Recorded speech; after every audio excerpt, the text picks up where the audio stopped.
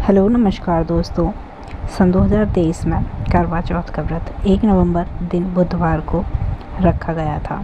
दोस्तों, करवा चौथ का व्रत हर एक विवाहित स्त्री रखती है अपनी पति की लंबी आयु के लिए।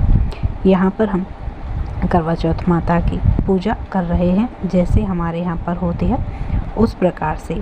दोस्तों, आज हम इस वीडियो में जानेंगे जब हम करवा चौथ माता की विधि विधान के साथ पूजा करते हैं तो हम चौकी लगाते हैं। जब हमारी पूजा हो जाती है तो हमें चौकी कौन से दिन और कब हटानी होती है। सबसे पहले आप इस वीडियो में देख सकते हैं कि हमने करवा चौथ माता की किस प्रकार से पूजा की है और किस प्रकार से हमने करवे फेरे हैं। दोस्तों, यहाँ पर हम करवा चौथ माता की पूजा कर रहे हैं।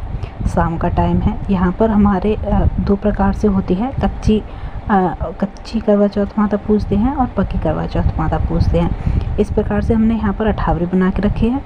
सुहाग का जो सामान होता है वो सारा सुहाग का सामान रखा है।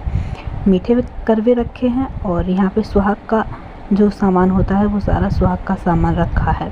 तो यहाँ पर हम जो है करवा चौथ माता की पूजा कर रहे हैं, उनकी कथा सुन रहे हैं। और ये सामने पर जो दो गौर रखी हैं, ये दो गौर हैं जो हमने मिट्टी की बनाई हुई हैं, पीली मिट्टी की। दोस्तों, यहाँ पे ये सुहाग का सामान है जो हमें मंचना होता है।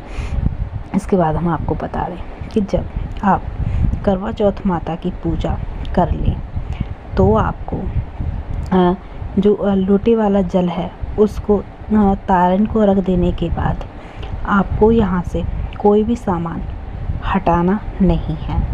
जब आप चंद्रमा को अर्घ दे देते हैं करुए वाले लोटे करुए से, तो आपको चंद्रमा को अर्घ देने के बाद जो आपका सुहाग का सामान है, जो आपने मनसा है, इस सुहाग के सामान को आप अपनी सास को दे दीजिए, अठावरी को अपनी सास को दे दीजिए और जो आपने अठावरी बना के रखी है उसे भी अपनी सास को दे दीजिए और उनका आशीर्वाद ले लीजिए।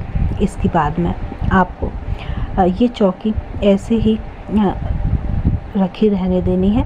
इसके ऊपर आपको जो आपके दो गौर माता बनाई हैं, मतलब अगर आप एक हैं तो आपके यहाँ पर एक बनेगी, हमारे यहाँ पर हम दो थे तो हमारे यहाँ पर दो गौर माता बनी हैं। तो यहाँ पर आपको गौर माता को दीपक जले हुए को ऐसे ही छोड़ देना है सुबह तक। जब सुबह हो जाए तो आपको एक लोटा जल लेना है और जो गौर माता बनाई हुई है पीली मिट्टी से, उन माता को सिराना है। दोस्तों, आप इन्हें तुलसाजी में रखकर वहाँ पर भी जल समर्पित कर सकते हैं या फिर आप जो आपका घेर होता है तो घेर में जाकर आप किसी पेड़ के नीचे रखकर वहाँ पर भी जल समर्पित कर सकते हैं।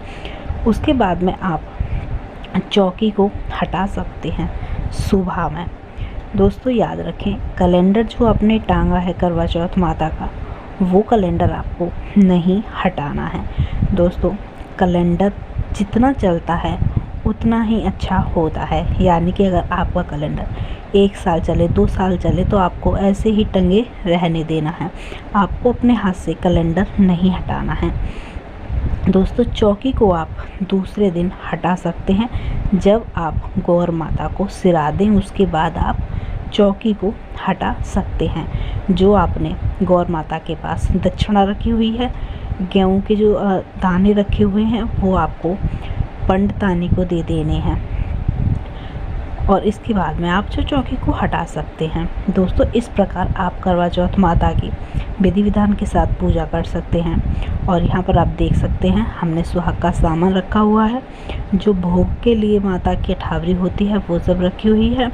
कलश में और करुए में हमने जल रखा है जो हमने फेरे हैं। इसके बाद में हमने एक देसी घी का दीपक भी जलाया है और 2 गौर माता रखी हैं। दोस्तों, ये होती है करवा चौथ माता की पूजा की जो सामग्री होती है वो कुछ इस प्रकार होती है। यहाँ पर आपको 2 मीठे करवे रखने हैं और आप चाहें तो अपनी श्रद्धा अनुसार 2-1 फल भी रख सकते हैं, लेकिन हमने सिर्फ इतना ही सामान रखा है। तो दोस्तों, उम्मीद है आप सबको हमारी वीडियो अच्छी लगी होगी और हमारी वीडियो समझ में भी आई होगी। अगर आपको हमारी वीडियो अच्छी लगे तो हमारे चैनल को सब्सक्राइब करके वीडियो को लाइक, कमेंट, शेयर ज़रूर कर देना। और दोस्तों, अगर कोई बात आपकी समझ में ना आई हो तो आप एक बार कमेंट करके अवश्य पूछ लीजिएगा, हम आपको ज़रूर बता देंगे। हमने इस वीडियो में बहुत ही साधारण तरीके से बताया है कि आप करवा चौथ माता की पूजा के बाद चौकी को कब और कैसे हटा सकते हैं। तो दोस्तों, आप इस प्रकार करवा चौथ माता की पूजा के बाद चौकी को हटा सकते हैं।